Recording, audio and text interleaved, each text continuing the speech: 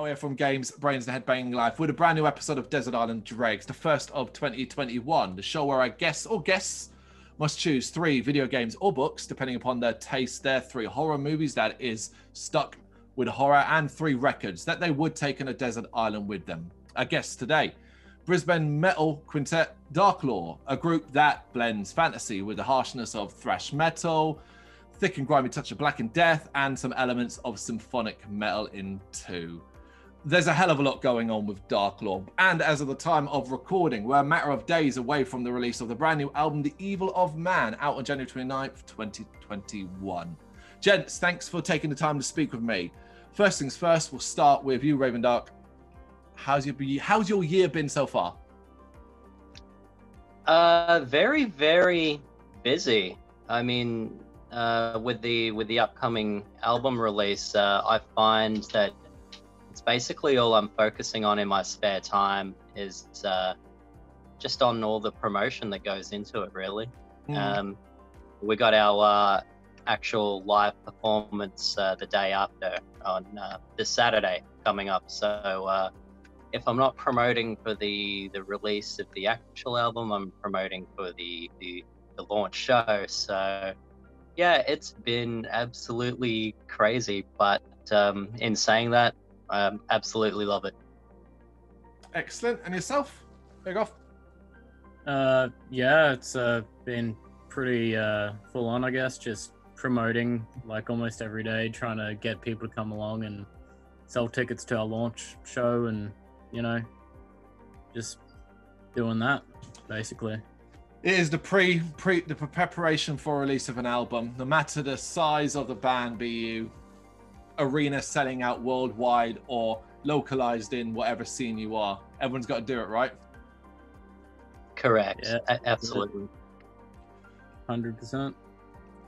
So, of course, you know, we can't really start any interview off without talking about the big elephant in the room that has been the focus of every interview start, which is, of course, living in COVID times. How have you guys been holding up throughout this pandemic? Yeah, well, we're very fortunate over here in Brisbane and Australia in general. It obviously hasn't been as big as or as painful as it has in a lot of other countries, you know. So we're very, very fortunate. Very, very few cases of it, especially in Queensland. But in saying that, I mean, yes, it's really affected our progress. I mean, we were originally launching our album April in 2019. Oh, yeah. Wow. And actually, restrictions happened about 2 weeks before the show, and we had some interstate bans on the bill and everything, and it all just fell apart. So yeah, there was quite a time for us where we couldn't do anything because, you know, the rehearsal studios weren't even open. You know, we couldn't do anything at all. And eventually, when things started quieting down with COVID over here a little bit, we were looking at launching our album in October. But then again, as it came closer to the date, there were more scares, more restrictions kicked in, and the promoters, it was a no-go, the show. So we've been a little bit nervous now because we yet again, just a couple of weeks ago, everything went back into lockdown over a weekend, and there were gigs surrounding ours that had cancelled as well, and we're just sort of thinking, oh God, not again. Yeah, so I mean, it's been very fortunate for us in a lot of respects, you know, so we're very grateful for where we're currently living at the moment. It's been great. We've been, you could almost say, unaffected in comparison to so many other parts of the world. But I mean, yes, it's still affected our progression overall. So yeah, it's still been tough. Yeah. Okay, I'm glad it's been working out. You got anything to add there?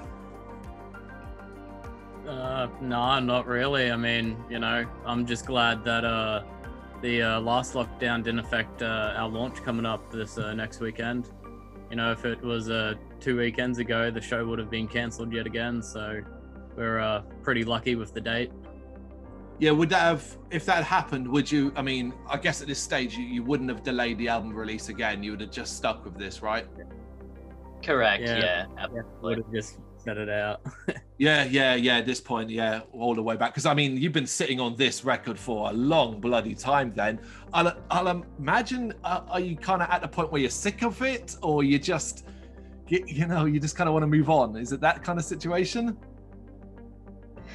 A little bit. I mean, you know, all the songs on this album we've been playing for quite a long time now, and we've sort of had the agreement that we're not releasing any more material until the launch is done. And some of the new songs that we've been working on are absolutely killers. You know, like that's all I've been waiting for, is like that moment to start releasing new material, and we haven't been because we've agreed to launch our album first. So. Yeah, we've been a little bit sort of like, we just want it to happen. Completely fair. So, I mean, let's dive a little bit into the background then, just for people who may not be aware of you and so on, and the wider world, particularly here in the UK, where, you know, the Aussie scene doesn't really reach us as much as it should, beyond the obvious gigantic names that have existed forever. Who wants to go in a little bit of detail about the background of Darklore? Because you're not a new band, you're not strangers to and stuff, music and stuff like that.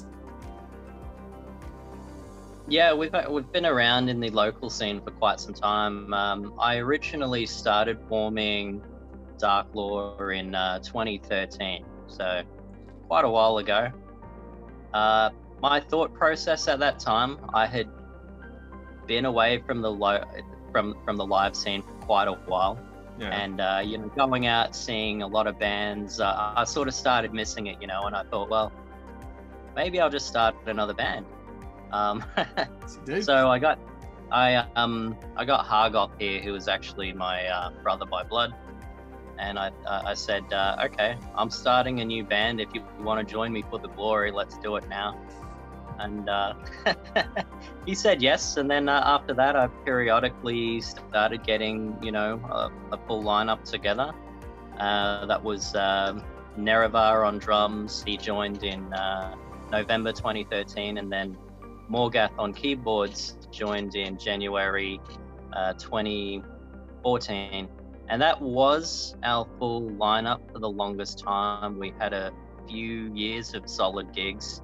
And then we eventually agreed that let's get a second guitarist to really sort of thicken our sound for live performances, and then maybe we can sort of utilize the guitars a little bit more. So we ended up having Luna join literally like a month after we started recording our album.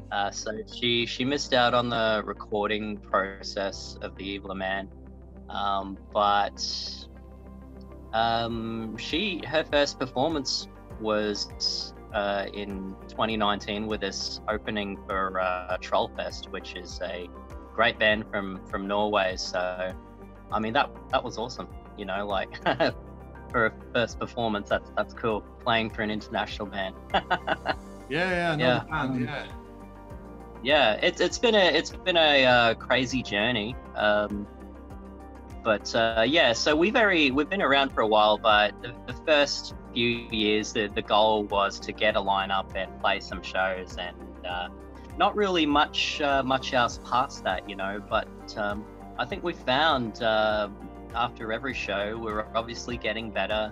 We started getting a little bit more of a following every show, and you know, the praises started going from oh, you guys were good, to you guys are the best band I've ever seen, you know, and that really started ramping up when we supported Omnium Gatherum just a couple of years back, and since then we've just been striving to really make each performance 10 million times better than the last, and that's really been our drive. So yeah, it's been very exciting. Hargoth, what interested you? So I mean, obviously you're related by blood, but surely there must have been something about the plan with Darklore that you went, okay, you know what, this is what I'm game for. And did your background, were you in bands beforehand?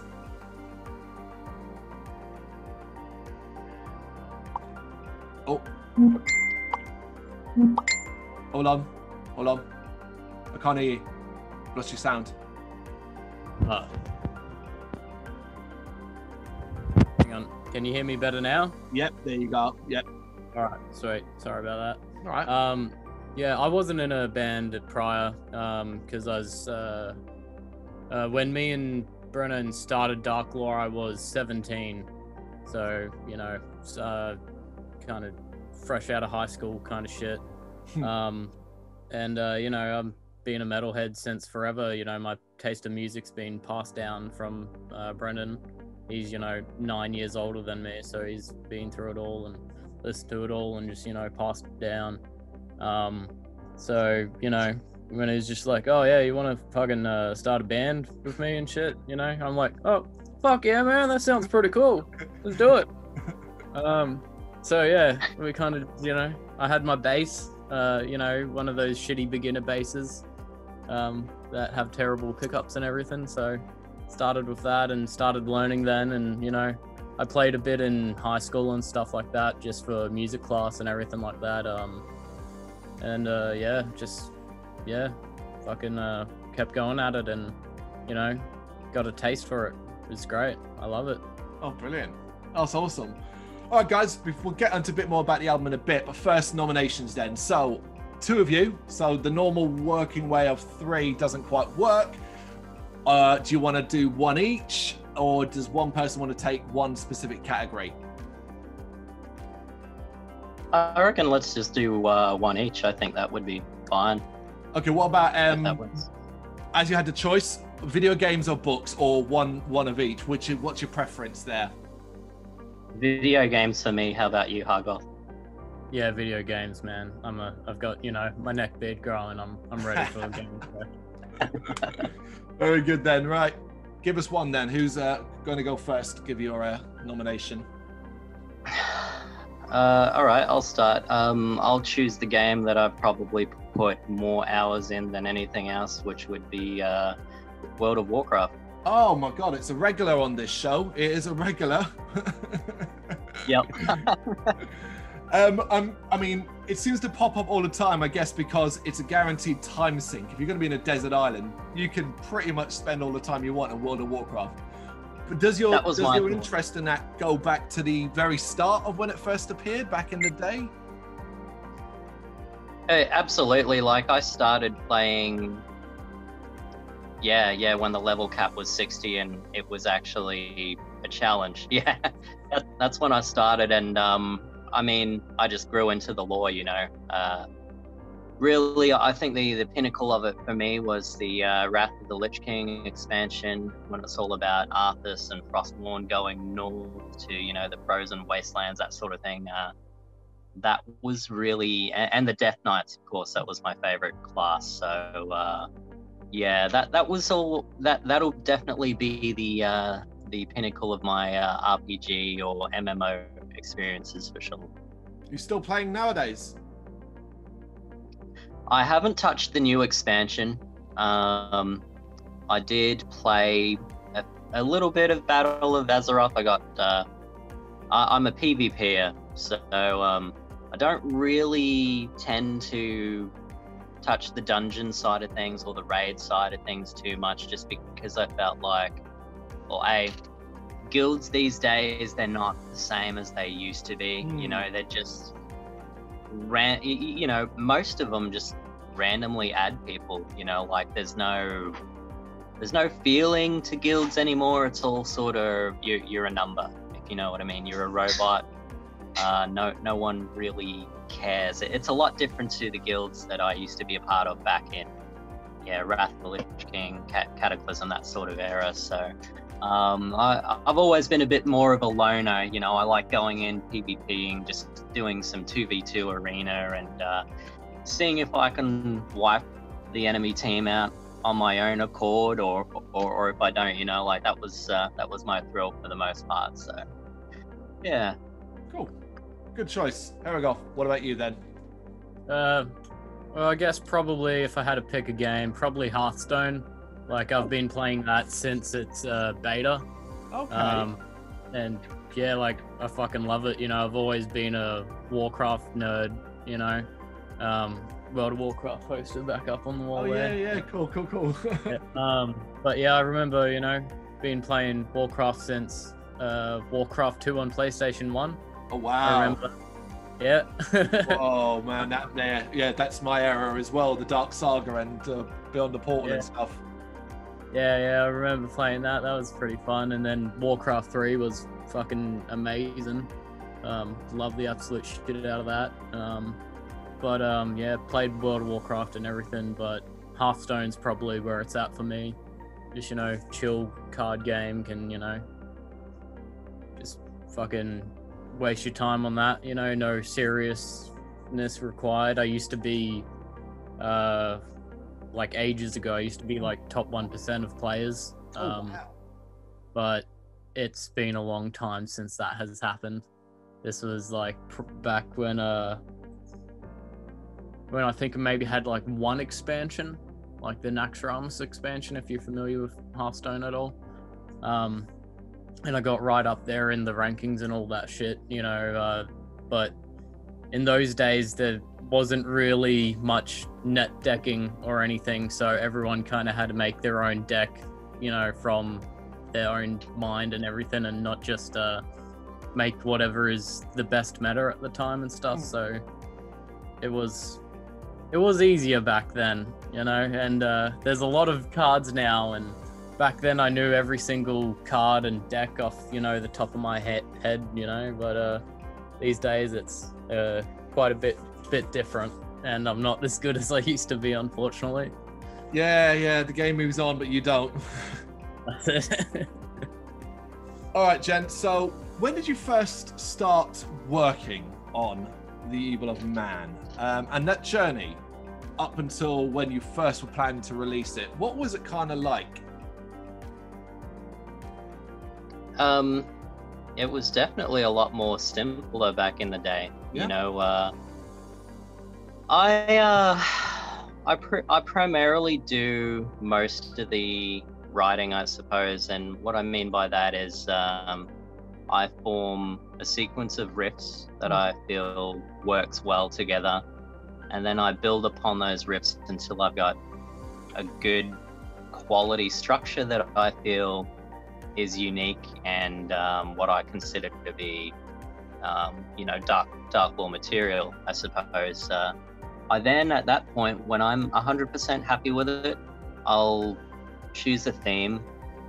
Sometimes the song, I get a feeling from the song that it, you know, yeah, the song needs to be about Lord of the Rings, you know, like I'm feeling it needs to be about killing orcs or something, you know, or, you know, or I'll just choose, whatever I feel might suit the song and then write the lyrics. So it's at that point that I take the songs to the rest of the guys, work on the bass, the other guitar, and then Nerevar on drums and Morgath on keys will sort of write their own sort of parts and you know, fill it out until it becomes a finished product, I suppose. And that's pretty much the way that it's been up until, well, I suppose we started recording the album in 2018.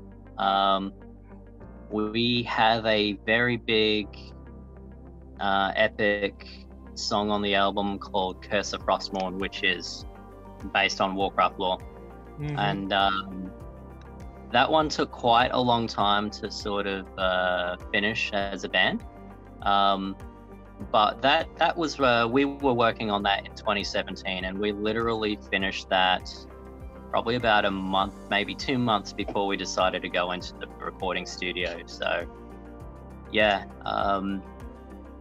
2018 we recorded the album. It wasn't really, I can't actually remember when it was ready for release. We did have a few setbacks, like you know, financially we had to make sure that we had the resources there to sort of, you know, come up and follow it through.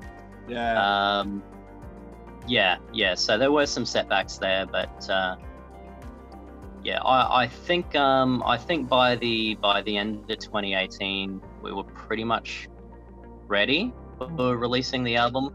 We were just looking at the right opportunity. You know, we wanted to try our best to sort of make sure we're on the right lineup and make sure he gets all the right love and that kind of thing. Completely sensible and completely fair. On the album, so is it a matter of the tracks, there's the earliest stuff you've written as well as the latest stuff you've written? Is it a combination of both? That is a very, very good question. Can you remember which one was written the earliest? Yeah, I would say for the most part, most of the songs are roughly around the same era. See, it's quite typical for me to write a sequence of riffs, like maybe 3 or 4 riffs that really go well together, and then you get stuck with the rest of the song. Okay. And then it lingers for years, and then finally, magically, you find that one riff that just sort of brings it all together. There's definitely a couple of songs like that I had actually written probably a few years before I even started whacking the lineup together. So maybe like 2010 or maybe even older. I don't know. There's definitely a few of those. But I'm trying. I think in terms of my own sort of writing, it is pretty well uniformed for the most part. I don't think listeners would really be able to tell that there's a big difference between something new that I've written, something very old. You know, like I'm very heavily inspired with Iron Maiden and also obviously a lot of different sort of melodic black metal, that sort of thing. So yeah, I even if I started, you know, I think if I wrote a song 5 years from now and whacked it on this album, people probably wouldn't be able to pick it apart. That's cool. That's cool. And here we go. So when it's brought to you, then, so you have this shell, so to speak, or these ideas and stuff like that, and it's brought to you, and it's, you know, your time to add your bass bits and all that. What's your process kind of like in regards to that? Oh man, I'm a bass player, so you know I just do what my older brother tells me.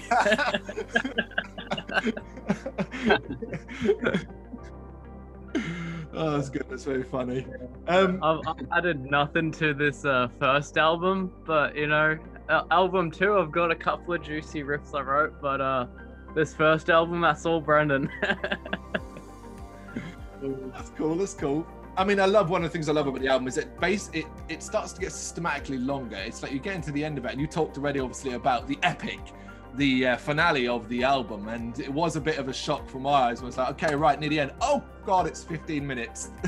This is going to be something. So I do love that you were, I guess, brave enough to end your album with that as well. Yeah, I guess I just sort of. I guess I sort of came up with that from, I guess, just other albums that I've sort of listened to in the past. There's been sort of like, I've noticed that there's a lot of bands out there that typically save that sort of epic finale towards the end, I think. But not just because of the length of the song, but I think it's the most complex song on the album as well. And if there was one song on the album that would drive us all to the next level, that's definitely the song. So yeah, I think every element that exists in Darklore definitely shines in that one song. Okay, that's cool. Considering the themes and the style of music and all that, is that a sum of all members' kind of tastes as well? Like, do you all share the same interests in music, or is like one of you big time into R&B or rap or something like that?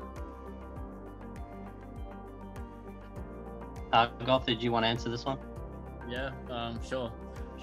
Yeah, we're all pretty much musically like the same, like which I think really works well with the band because, you know, we all have a very similar taste in music. I think, you know, our keyboardist is probably the most different taste, and that's probably he's more influenced by melodic death metal and stuff like that, and you know, symphonic death metal and that kind of style, where the rest of us are more on the black metal side. So that's basically the biggest difference with our musical tastes. But you know, so there's not really much difference. So it's pretty cruisy and pretty easy to get along with that. Yeah, there's no argument over the stereo, who's putting what CD on then, yeah? Yeah, pretty much, man. It's pretty cruisy. Okay, guys, right. Next nomination then. So this is the horror movie section. As I say, keep it in horror if you can, although we have had Scooby-Doo previously, so don't worry too much about what your choice is. But yeah, one horror movie then. Who wants to go first? I need a little bit of time to probably think about this one. Hargoth, do you have an answer at the moment, or do you want me to go? Yeah, you go first, man. My bass player brain needs time to process this. While you're thinking it, I guess, I mean, are you both horror movie fans? Because we always kind of make the presumption that everybody is, or at least should be. But are you?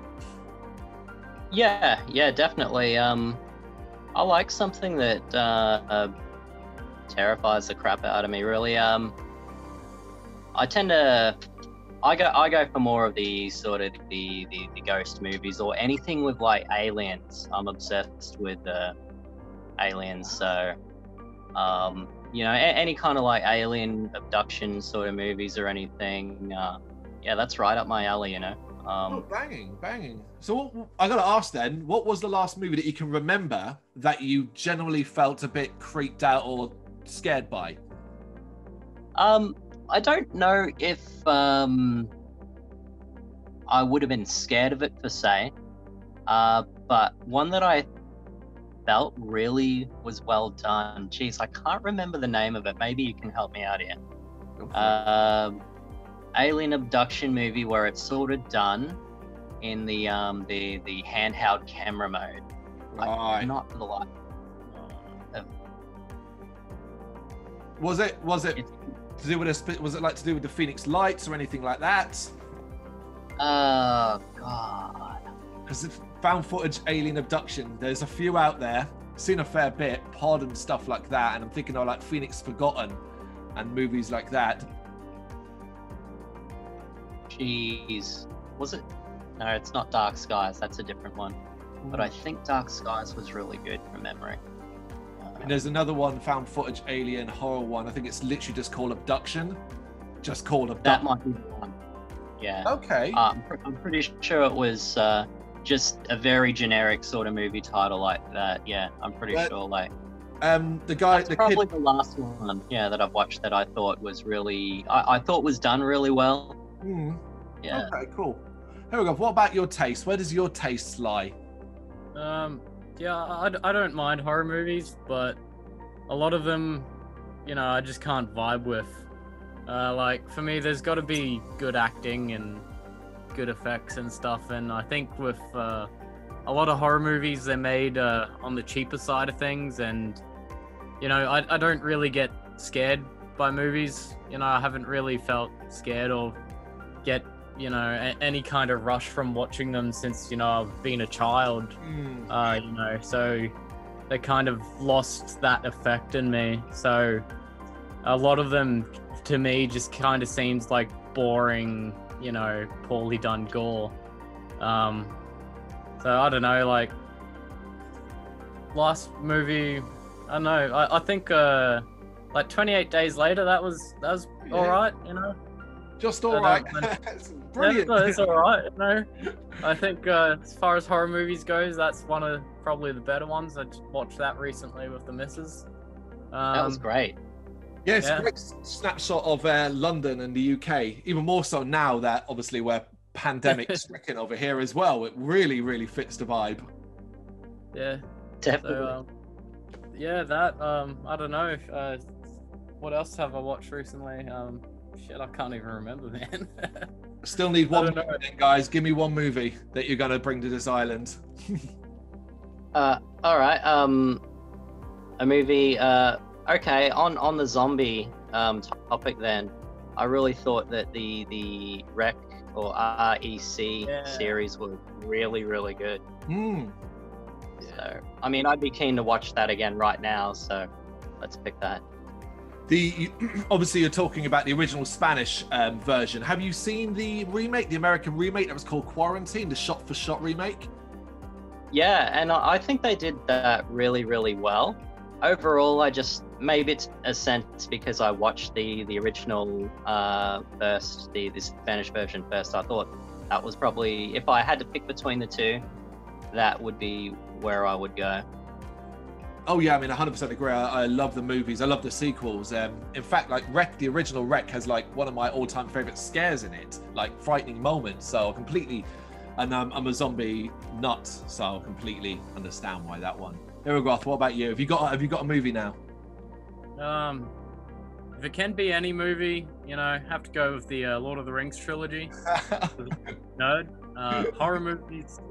Yeah, I don't know about that one, man. Like, so I just can't really think of horror movies that have really just stood out to me, since, I've been a child or been, a lot younger. Like, I watched Routine not too long ago for my missus as well, eh? That's all right. But what about the classics? What about the classics that exist? The ones that the Halloweens, the Nightmare on Elm Streets, the Friday the 13th. Is any of that appealing? I'm not really a fan of slasher movies, eh? They're just predictable kind of thing. It's just, I don't know. I can't get invested in the story, and then I find a lot of the way people die in those movies just funny. It's just the acting's so fucking terrible. You just have to laugh at it. You're a tough nut to crack here. I'm going to break it down. What about one of the torture porn styles? Saw, Hostel, that kind of thing? That's the same with me. It's just kind of like senseless gore. It's like, oh, the storyline is, bad person got me in a room. Now there's lots of blood. That's the movie. That's basically it. And it just doesn't vibe with me. There's no story I can get invested in. Most of the characters, they just don't portray themselves well. So, even if you watch the whole movie and then the character dies, you feel nothing because, you can't get emotionally invested in the character because they're just done bad. I don't know. They're just not my style. Man, a harsh critic. You know what, though? I was thinking as you're talking, we're going like, let's move on from this. So let's just say, you know what? Lord of the Rings, let's say the Fellowship of the Ring, it has some violence. It has some people getting killed. That's horror-based. Let's roll with that. You can have the Fellowship of the Ring. Yeah. Talking like It's got Smeagol. Smeagol's scary. There you go. Yeah, two towers. Twin. Two towers. Yeah, that will roll. In Rivendell, when Bilbo used to pull that face in the Fellowship, that used to scare the shit out of me because I was 6 years old when that first came out. And my older brother Brennan, he'd be a prick and pause it on that scene. So you'll remember, Brennan. That's why I hit you in the nuts. So, I mean, obviously, we've already touched upon it. Then the album is steeped in fantasy. Some obviously more obvious than others. You obviously have themes relating to Lord of the Rings. We have Game of Thrones, their stuff, World of Warcraft. Where does the interest in these subjects actually come from? Is it something you've both kind of just grown up loving? Yeah, definitely. And I mean, I sort of found my own way there, I think, because my parents, I definitely didn't get it from them. And it started for me when I was as young as I can remember, I would be the kid that was sort of daydreaming about dragons and epic kind of battles and anything I saw that I thought was maybe because it was just so different to what's in this world.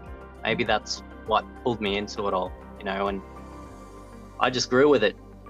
I grew with it, and I probably influenced Hargoth a fair bit with that too. I'm not sure yet. It just started from when I was really, really young. And I think, I think probably part of it too was definitely Iron Maiden. I remember when I was very, very young, maybe 4 years old, I would go visit over to my uncle's house, and he never had it playing, but his house was decked out with Iron Maiden posters, you know, and it wasn't scary to me. It was intriguing. It was mysterious. It was mystical.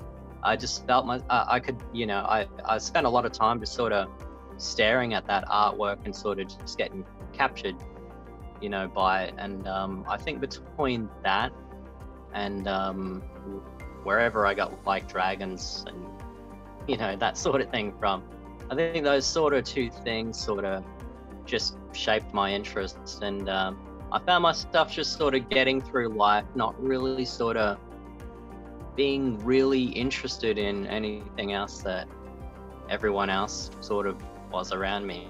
You know, I felt sort of like, yeah, like I was the only one, you know. So when it comes to playing music and Darklore, it's I guess it's the artistic release of those things that captivated me throughout my life, I suppose.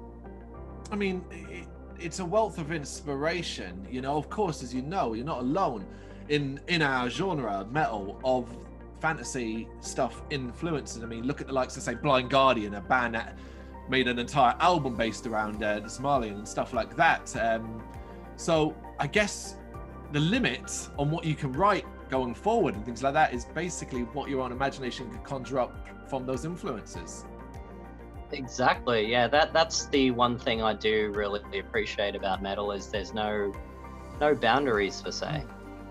You can do anything you want, you know. Yeah. So. And it was mentioned here, I go, did it have a lot of influence on your interest in it as well? Yeah, I'd definitely say so. You know, my interest had to come from somewhere. And I know, being a little kid, you know, 6 years old when the first Lord of the Rings movie came out, and, you know, I was fucking addicted to them and watched all those, you know, religiously. Turned me into a fucking massive nerd. And then, you know, playing all the PlayStation 1 games, I remember like playing Medieval, the Skull Dude, you know, sword and shit, being like, man, I fucking love swords and knights and everything like that. Just, you know, having a blast with that kind of shit. So kind of really morphed me into a nerd, you know. And now, you know, I play D&D and I LARP and stuff, you know. So it's fucking, you know. Oh, you LARP, yeah? Yeah, our LARP group's actually based on our band, our original lore songs that we've written. We wear our stage gear for our fucking LARP group, and got other followers and shit, you know, they dress like us and everything like that. So it's great. We're called the Dark Horde. Yeah, man, it's pretty good. You know, it's fucking made a lot of good friends through LARPing and shit like that. And, you know, it's most LARPers, you know, tend to listen to metal because, you know, every nerd, you know, listens to metal. So it's interesting that it all turned out the way it did then, because I mean, it's like almost like a presumption. Oh well, you LARP and you like fantasy, you must play folk metal, and you know that's not quite the case, of course. Yeah, no, it's definitely, you know, the black metal's what does it for us. Yeah, it's incredible. I'm very jealous, because in the UK that sort of thing just does not really happen, or if it does, it is incredibly buried in the underground. Yeah, some of the LARP groups around the place, you know, they're in some countries they're just not as prevalent as others. Like I know in Australia it's not overly big, but we're pretty for what we do have, we're pretty lucky to have LARPing communities like we do, and such high effort LARPing communities as well. You know, you get some really realistic looking outfits and everything like that. Yeah. So I know in America they're very low end, and, you know, they use pool noodles and stuff like that, where, you know, we use, you know, proper looking swords and replica shit. You know, it's pretty cool over here. So it's wonderful. That's absolutely wonderful. So after, obviously, you know, the fantasy kind of things, I came up with two specific things that I wanted to ask your opinions on. Controversial opinions, so to speak, and it's about two specific sets Well, one a film and one a show, one a film and one a show. So, Lord of the Rings fans, thoughts on the Hobbit trilogy then? Like or don't? Yeah, okay. You know what? I really appreciate the Hobbit trilogy, solely because it's more content that I thought that I'd probably never ever see. And you know, Gandalf is my all-time favorite character. He's in that. I'm pretty happy. I know a lot of people sort of maybe thought that it was a bit corny compared to, you know, the originals. And I can see that. I mean, I think some of the CGI probably could have been a little bit better. It would have been better if they just did it the same way as, yeah, the original three. But at the end of the day, still really enjoyed it. I will rewatch those movies probably 100 times. But I mean, they're probably nothing. I mean, they're great. They're great, but I will always just prefer the original Lord of the Rings if I were to have to sort of choose between them. No, that's fair. That's fair. Ergoff, what about you? Thoughts?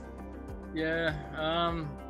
I mean, they're kids' movies, you know. The Hobbits are made for kids, where Lord of the Rings is, you know, a bit more of a mature audience, I think. As far as a kids' movie goes, you know, not bad, but yeah, they're just not as good, man. Like, I feel like if they did them the same way that they did the Lord of the Rings, you know, they would have been absolutely fucking amazing, just as good, you know, just as fucking amazing. But they, you know, I understand The Hobbit was really a kid's book, and they kind of made it as a reflection of that, but they could have made it a bit, you know, more adult, especially when it comes to like the goblins and the orcs and stuff. Like those white orcs were just kind of shit, and the goblins like the goblin cleaver kind of shit, you know. It was just it was kind of fucking cringe, man. It was kind of cringe, you know. And it's you know, it's a disappointment. It was a disappointment. It's like so hard to talk to Lord of the Rings fans about it, because it's that thing where you're like, you don't really want to say nothing too negative about it, because ultimately it is more content and it is from Tolkien, but ultimately, you know, chalk and cheese, right? That's it. It's like, in one hand, it's like they're following the aspect of, you know, it was a kid's book, so they're making it more kid friendly. On the other hand, the Lord of the Rings movies were just like such a fucking masterpiece. You know, the acting was 10 out of 10. Everything about those movies, 10 out of 10s. The orcs, fucking everything was just done perfectly. And then you're like, oh, hell yeah, The Hobbit, more Lord of the Rings movies. And then you're in the cinema and you finish watching it and you're like, well, shit, that's a disappointment. Okay, then the other one, and probably more widely derided, final season of Game of Thrones. If you've seen it. Yeah. Yeah. Okay. I'll start with this one then. Yes. So David and Dan, the half-done Harrys. You know what? I appreciate them for doing what they did, because the first, I would say definitely the first 3 seasons of Game of Thrones is definitely the best television anyone would ever watch in their whole life. And the next couple were great over as well. Yeah, when they sort of got off of script, when they surpassed George in his writing, and they probably had to do a little bit more of the creative sort of work, is probably when they got a little bit lazy with it. And the quality, the overall quality of the show, when they started chopping those seasons down, was just going down and down and down. And I mean, I think it definitely deserves a remake, and not just the final season, but probably the last 2 seasons definitely need a remake. I think George probably deserves better than that. You know, he's amazing. Look, I get it. They wanted their lives back, right? They wanted their lives back. They wanted they bit off more than they could chew, really. And I respect them for what they gave us, because they did give us the best television in the world. But I think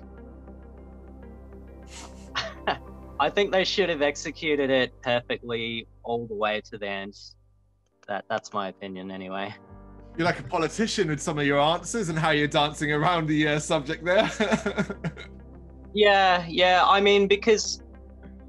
mean, I really love the show. You know, like, it's been a big inspiration and influence, obviously. You know, and I would go around telling everyone Game of Thrones is the best thing.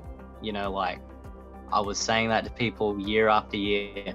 You know, so it is very much a kick in the nuts, the last season. And of course, Guanem, what's your thoughts on Aragorn? Well, probably pretty similar to Brennan's. Like, you know, I read the first 5 books. I was pretty happy with, you know, those first few seasons. You know, like, obviously there's some changes they have to make to transfer it to TV show, and you know that everything kind of turned out fine for those first few seasons. I was really fucking happy with them, and you know, the next couple of seasons it was all right. You know, can't complain about them. They're all right. And then yeah, those seasons where they just kind of cut them short, and I guess surpassed George's writing. They kind of just fucked it. Like, straight up, they just fucked it. Like, I'm not happy with the last season. There was just so many fucking dodgy episodes, so much shit that was just rushed.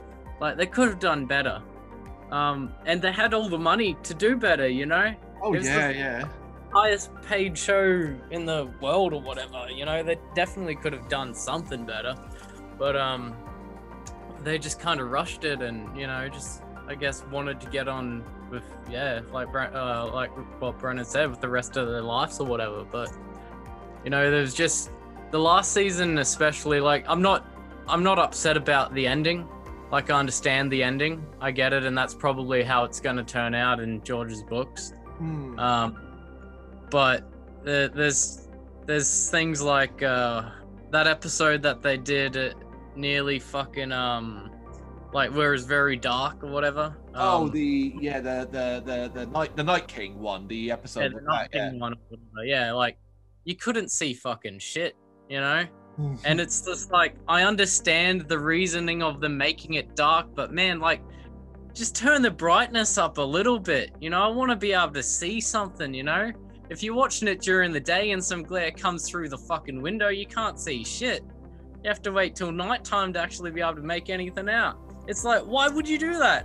Why would you fuck us like this, man? You know, they just kind of fucked us. They fucked the fans. And then, you know, like, going on in the season and the battle where you're like, oh shit, here we go. Night King and Jon Snow finally gonna fucking fight. And then he gets cucked out of the fight, man. And we've been like waiting since season 1 for this shit to happen. You know, you know what's coming. You're just like, they're building this shit up for it, and then they're just like, Lamau, no. And it's like, all right, I see what you guys are doing. You're just kind of telling the whole audience and every single fan of the show to get fucked. But you know, that's how it goes, I guess. Don't sugarcoat it, man. Oh man, fucking trolled me, eh? Like, you sparked the anger again. You sparked it up, man. Well, and then, we might get it repaired if George ever writes or finishes the books, you know, eventually. Hopefully, I can read the books and be happy. I'm sure the books will be good. Yeah, then, sure. The last season, like, it was just bad. The last episode, you know, spoiler alert, I guess, you know, Bran coming, being on the Iron Throne and stuff like that. I was pretty happy with that outcome. It makes sense, you know. Jon Snow getting, you know, sent back to the North, you know, yeah, chill, you know, all right. It kind of didn't really make sense because the dudes that, you know, got angry at him for doing the whole shit and the reason he got exiled ended up leaving Westeros anyway, but, you know, whatever. That's chill, that's cool. You know, the way Daenerys kind of went batshit crazy, you know, I could definitely see that whole thing happening, you know, through the first seasons and everything, she's being praised, you know, like the savior of everything, and, you know, getting a big head from being praised by all these slaves and everything, and thinking she's top shit, and then coming to Westeros and being like, oh damn, no one really gives a shit, you know. I suppose it would send someone mental. But, you know, it's chill. They just could have done a lot better with it, you know. I feel like we could probably do a couple of hours on the entire Game of Thrones TV series / book. So let's try and move on. Records. So you've got to choose one. Somehow you have to choose one album or an EP from your taste to take. Good luck with this one. Who wants to take it first? Easily for me, Seventh Son of a Seventh Son by Iron Maiden. Wow. Okay. Is that the first Maiden album you ever heard? No. I actually found Iron Maiden back in the days of Audio Galaxy. Just downloading sort of random songs from this and that. But I just listening to it's a concept album, so listening to the album start to finish, how every song really flows just into the next song very, very well. You know, like the harder thing for me would be to choose my favorite song from that album, because I think they're all 10 out of 10, and I don't say that very often about many albums at all, but that album in particular, yep, absolutely 10 out of 10. I can't really. The only other album that might come close would yet again be Somewhere in Time from Iron Maiden, their prior album. So yeah, it's an easy one for me. Fascinating choice, because when people choose Maiden albums as, say, like the best or in this, Seventh Son of Seventh Son isn't the one that kind of comes up. Maybe Power Slave is one of the other ones that comes up more often than Seventh. Yeah, Power Slave is definitely up there, and I wouldn't disagree. It's a great album, and in so many ways, like yeah, I would almost rate every song on that album 5 out of 5 as well. Probably the only one that I wouldn't is maybe 2 Minutes to Midnight, and maybe that's just because I've heard it a million times. Maybe, but you know, I think for me, what Seventh Son has is the you know, the atmosphere, right? Because they use like synthesizers and sort of that sort of approach, and I felt like it gave it another sort of mystical layer.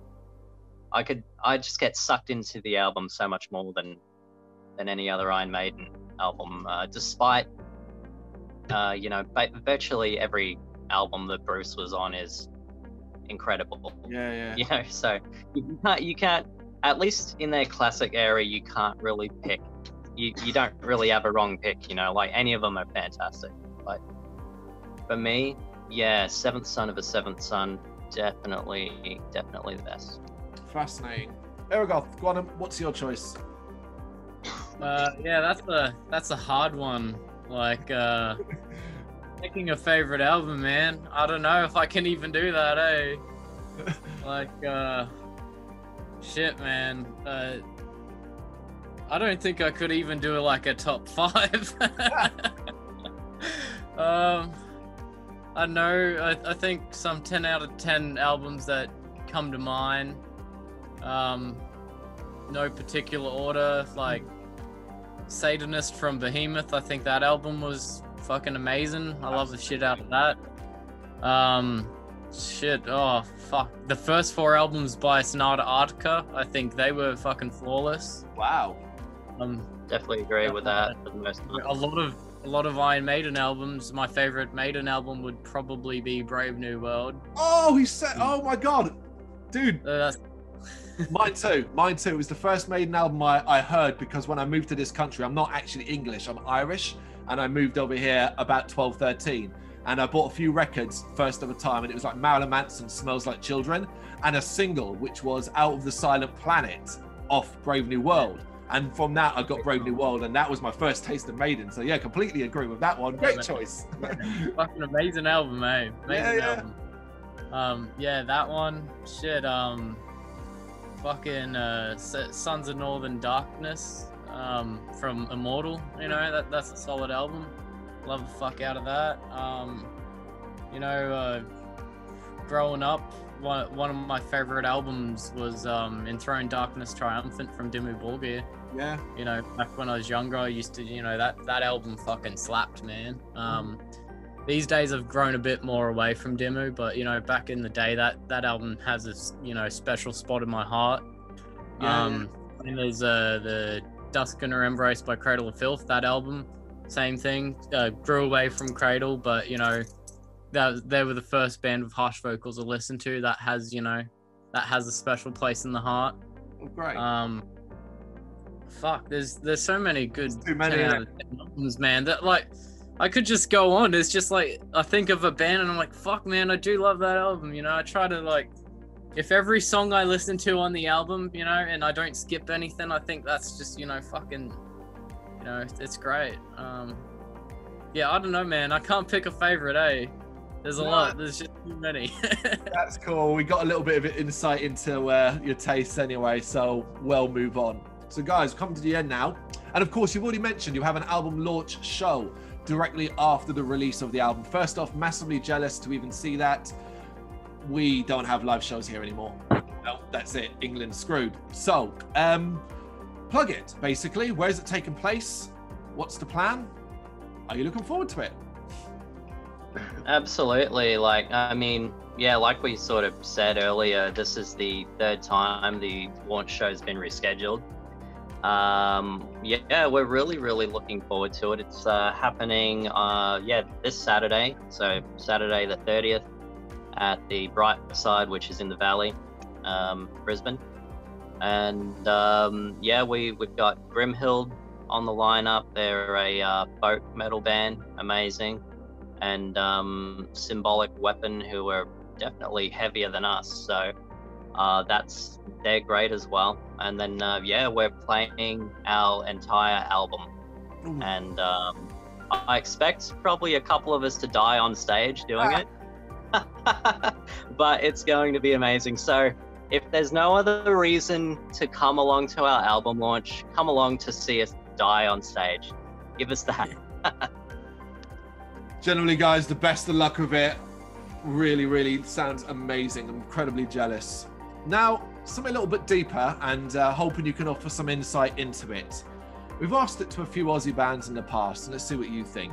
So the scene is far brighter, if not localized, but far brighter than the outside world kind of realizes, I think. When people think of Australian rock and metal, they think of the big boys, your AC/DCs, your Rose Tattoos, maybe your Airborns and things like that. That's kind of what is associated with Australia, sun, rock and roll. Why do you think it is, at least from your perspective, that so many bands, I guess, struggle to kind of break out and become a more worldwide name? Who wants to have a go with that one? Yeah, Hargoth, take it away. Right. I think a lot of it is due to us having such a small scene. Especially in the metal world. I can't say about rock music, you know, hard rock or anything. I don't know what that scene's like. But as far as metal goes, the scene is small. You know everyone that's in the scene. Everyone there has seen your band for the most part. You know, there's a few kind of outsiders in the scene. You know, it's like friends of friends. They do listen to metal, but you know, they're not, you know, they don't show up to the shows unless their friends' bands are playing, kind of thing. So a lot of it is kind of trying to pull those people in. And then as far as like metal gigs go, it's the same faces you see, which I've got no complaint about that. Everyone in the metal scene, at least in Brisbane, I can't speak for the other states. In Brisbane, they're fucking cool as hell people. It's literally like a fucking family. I don't think there's a safer place you could be in Brisbane than a metal gig. I've never seen shit go down there. Like I can count like a handful of incidences that might be a bit unfortunate and not in the right kind of spirit that I've witnessed. But the crew for the most part is like a family. Everyone kind of supports each other. Everyone's tight knit. It's just there's not a lot of people. And then actually getting outside of Australia, it's like a lot of bands, I guess they just don't have the drive. Yeah. It's hard being a band. You got to find the right people. You got to get along with everyone in the band. You got to kind of have a similar interest in the music. You got to be willing to put 110% effort in. And I think that's where a lot of bands fall apart, is not all the members are on the same page as each other. I think that's the biggest killer of it. Like, there's been quite a few bands that I've seen that are local that I'm like, oh yeah, man, like these guys, they keep going at it. They're gonna be big. They're gonna make it international. And then, a year later or however long later, they end up splitting up, and you're like, that's just such a wasted opportunity. Yeah. Like, like one of the bands I think could have made it massive was a band called Alpine Fault. They were local and they were just absolutely fucking amazing, but they ended up splitting up, and it's just like, it's a disappointment because, I've loved that first album they did, and it's just like, I'm never gonna hear a second album from them. I think they could have made it big. Locally, currently, a band called Valhalla, I think they're gonna make it, pretty big. I think they're definitely gonna be, the next big band from Brisbane anyway, that gets out there. They definitely have their live performance down pat, and everything, so I think they're gonna do extremely well. There's a handful of other bands that I think could definitely make it out there. They just need the spotlight shown on them from outside of the country, and getting that is in itself is kind of an achievement. Yeah. We don't have many big metal festivals over here. So really getting in there, it's hard. We have like our local promoters, they do great. They do definitely what they can, but there's no, at least in Brisbane, there's no big gigs where it's like, say, you get a couple of international bands in that, everyone's gonna come out of the woods to see, those ones that don't go to the local shows, go there, and they don't have the support slots on that for a festival or whatever, so a lot of bands are missing out on gaining those extra fans and building up their fan base that way. I think, it's just, I can only speak for Brisbane, but Brisbane is, it's a big family. It's just, it's just, there's not a lot of opportunity to actually make it big. Yeah. Could I just could I add in there that I think it's like just kind of lack of support, in a sense that not from the people that are already here showing support, but more so Australia is just so spread out that it doesn't really matter what sort of gig you put on. It's really hard to get good numbers, and for local bands, you might play a show on a Saturday or whatever, wherever you might only get, the promoter might only be able to afford to pay the band, say, $50, $100, right? Despite everyone's hardest efforts to promote it, and despite sometimes gaining a good crowd, it's just not enough to really give any sort of financial support for your average, local band. And even for the bigger bands that do have, say, 4 albums out, and get booked for like a festival in a different state, they might get like $2,000 or $3,000 to play there. But when you take in the consideration of flights, hotels, all the other expenses, they come back not really making anything unless they've sold a good amount of merch, and that's not always guaranteed. So you don't have in Australia a lot of support, and that's just, I think, solely because of lack of numbers. Where I know there's other countries out there, for Japan, for example, where I've been over to, there's so many people in very close proximity that you can put on a show there and you're guaranteed to, just sell out, basically. Like it's a very, very strong scene, because they do really get involved in music over there, but sheer numbers as well. I think, in America, it was definitely the same thing when I had visited over there. The sheer numbers sort of shows, greater support for those local bands. There's more people there. You're able to sell more of your merch, generally speaking. You make more from the events. But in Australia, we're really, really spread out, and there's no support. So, for a lot of people, your band has to be, your recreational activity. It has to be a hobby, because you can't have it be your full-time career, because it's not going to pay the bills.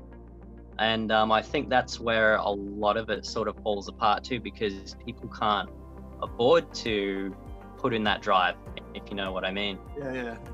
Yeah, you got to work a job, so you're going to kind of be focused on that as well, as much as your family and things like that. Sometimes you can't put as much effort in elsewhere. It's an interesting kind of difference, say somewhere like the UK, where the scene is quite lively and quite full. And the problem is that there's so many bands vying for such little space that the choice is too much, and you fall by the wayside that way. It's like the opposite side of your problem. Right. Wow. Yeah. That's very interesting. So, rest of 2021 then, what's a realistic goal that you'd like to reach by the end of this year for the band? Realistic goal, I'd like to have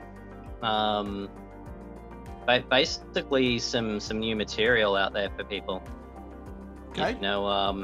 People have been supporting us for a very, very long time now. They've heard the same songs played live for quite a while.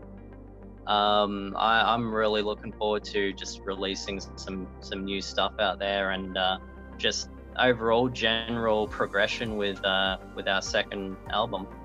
Okay. That's pretty much it from me. There we go. What about you? Have you got a realistic goal you would like to see the band reach this year? I guess just nail into new tracks, really. I think, there's not going to be many opportunities for gigs this year. Like, the gigs are still happening. They're just kind of spread out. And there's probably not, it's kind of hard to say if there's going to be, gigs where there's going to be, big interstate bands, because a lot of the bigger bands in Australia are from New South Wales and Melbourne, kind of stuff. So I think a realistic goal would probably just be laying into new tracks. That way, whenever our next gig is, or whenever things go back into full swing, we have, a new set we can just divvy out to the fans, because our fans, man, they're loyal. Like, they're still loyal. Amazing. Guys, there's one more thing before you go. There's an extra nomination we do at the end that we don't tell you about beforehand. It is very much off the top of your head. And basically, you both get one choice each. And what you get to take is something you think you cannot live without. The only caveat is you cannot choose a person and you cannot choose a pet, because everyone does that. So don't do that. But one thing you think you can't live without that you would have to take with you. To the desert island, eh? Aye. Oh, yeah, tough. Very, very tough. And most musicians start reaching for their instruments. Yeah. I'm just thinking, yeah, probably my guitar, because I think, yeah, at least I definitely have a creative outlet and, you know, a release. So well, I didn't want to say that because I thought that's probably the go-to answer for most people. But I mean, ultimately, what else would you choose? Yeah, definitely. Here we go. Are you going to choose your bass or you got something else? I would like to pick my Dark Magician Girl anime waifu pillow.